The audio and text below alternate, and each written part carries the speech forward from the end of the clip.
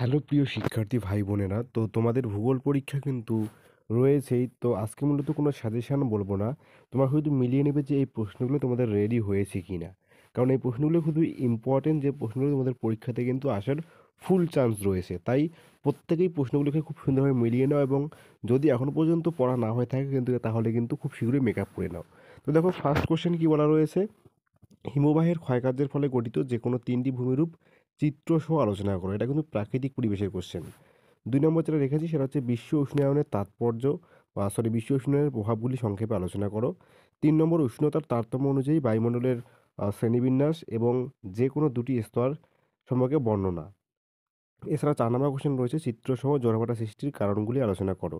তো দেখো, এই ৪টি প্রশ্ন করলে ২টো প্রশ্ন কিন্তু হামেশাই কমন পেয়ে যাবে। সুতরাং তোমরা মিলিয়ে নাও যে এই প্রশ্নগুলো তোমাদের হয়েছে কিনা। এরপর আমরা চলে যাব নেক্সট পেজে। নেক্সট পেজে রয়েছে অর্থনৈতিক পরিবেশ। তো দেখো, এখানে কয়েকটি প্রশ্ন রাখা হয়েছে। ভারতের চা অথবা গম চাষের অনুকূল ভৌগোলিক পরিবেশ আলোচনা করো। এই প্রশ্নটি কিন্তু খুবই ইম্পর্টেন্ট। নেক্সট, পশ্চিম ভারতের কার্পাস বয়ন শিল্পের অধিক উন্নতির কারণগুলি আলোচনা করো। এই প্রশ্নটা কিন্তু খুবই ইম্পর্টেন্ট রয়েছে।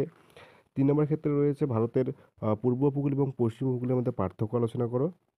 এবং ৪ নম্বরে রয়েছে ভারতের জলবায়ুতে মৌসুমী বায়ুর প্রভাব আলোচনা করো। তো এই ৪টি কোশ্চেন করলে কিন্তু তোমাদের ২টি কোশ্চেন হামেশাই কমন পেয়ে যাবে। সুতরাং মিলিয়ে নাও যে এই প্রশ্নগুলো তোমাদের হয়েছে কিনা। নেক্সট আমরা দেখে নেব কত নম্বরের কোশ্চেন রয়েছে। মান ২ এর কোশ্চেন। তো তোমরা শুধু মিলিয়ে নাও যে কোশ্চেনগুলো তোমাদের হয়েছে কিনা। নাম্বার 1, অবরোহণ কাকে বলা হয়? ২ নম্বর, বৈপরীত্য উষ্ণতা বলতে কী বোঝো? ৩ নম্বর, স্ক্র্যাবার কি? ৪ নম্বর রয়েছে ইউট্রিফিকেশন কি? ৫ নম্বর, কৃষি বন সৃজন কি? মালনাদ কাকে বলা হয়? আউটসোর্সিং। নগরায়ন কাকে বলে? ঘনত্বসূচক স্কেল কাকে বলে? রসে মাতানে কি? বাজাদা বলতে কী বোঝায়? ঝুলন্ত উপত্যকা কাকে বলে? কারেওয়া কাকে বলে? কম্পোস্টিং কাকে বলে? বিষাক্ত বর্জ্য কী? এছাড়া সামাজিক বনসৃজন কাকে বলা হয়? অনুসারী শিল্প কাকে বলে? বাগিচা ফসল কী? নেক্সট রয়েছে স্বাভাবিকবাদ কাকে বলে? সিজিকি কি? অ্যালবেডো কি?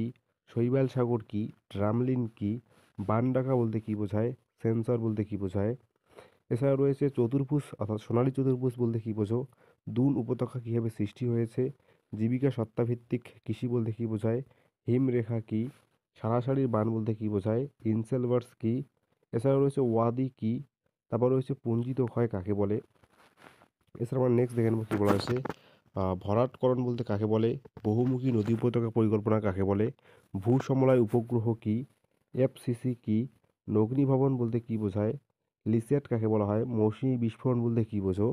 এছাড়া হচ্ছে শিকড় আলগা শিল্প কাকে বলা হয়? মিলিয়ন শিট কি? আপেক্ষিক আর্দ্রতা বলতে কী বোঝায়? প্রপাতকূপ কাকে বলে? মগ্নচড়া কি? জৈব ভঙ্গুর বজ্র কাকে বলে? তো মূলত এই কয়েকটি ২ নম্বরের কোশ্চেনগুলি তোমাদেরকে রাখতে হবে রেডি। দেখে নাও তোমাদের এগুলো পড়া হয়েছে কি না। এরপর মান ৩ এর মধ্যে রয়েছে বদ্বীপ গড়ে ওঠার অনুকূল ভৌগোলিক পরিবেশ আলোচনা করো।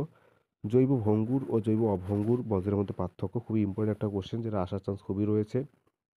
বজ্র ব্যবস্থাপনায় শিক্ষার্থীদের ৩টি ভূমিকা, এটা খুবই ইম্পর্টেন্ট। মৃত্তিকা ক্ষয়ের কারণগুলি আলোচনা করো।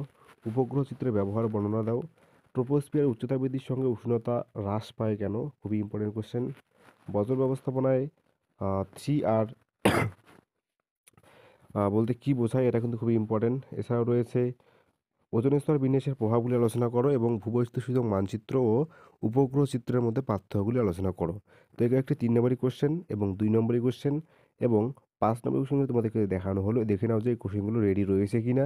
না থাকলে যদি তোমাদের রয়েছে তাহলে অবশ্যই আবার রিভাইজ করে খুব সুন্দরভাবে পরীক্ষা দিতে যাও। আশা করি এখান থেকে তোমরা পরীক্ষাতে ভালো কমান পাবে, এবং ছোট কোশ্চেনের জন্য অবশ্যই টেস্ট পেপার খুঁড়িয়ে খুঁড়িয়ে পড়ো। টেস্ট পেপারে যে সেটগুলো রয়েছে সেগুলো প্র্যাকটিস করো। আশা করি সেগুলো করলে কিন্তু তোমরা পরীক্ষাতে কমন পেয়ে যাবে। ধন্যবাদ ভিডিওটি দেখার জন্য। ভিডিওটি ভালো করে লাইক করে দেবে এবং চ্যানেল নতুন হলে চ্যানেলটি সাবস্ক্রাইব করে পাশে থাকবে। ধন্যবাদ।